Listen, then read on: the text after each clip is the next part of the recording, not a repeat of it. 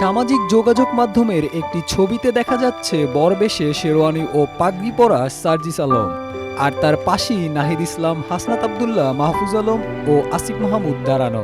আর এই ছবিটি ফেসবুক আরেক সমন্বয়ক হাসনাত আব্দুল্লাহ ফেসবুক পোস্টে সার্জিস আলমের বিয়ের কথা জানান।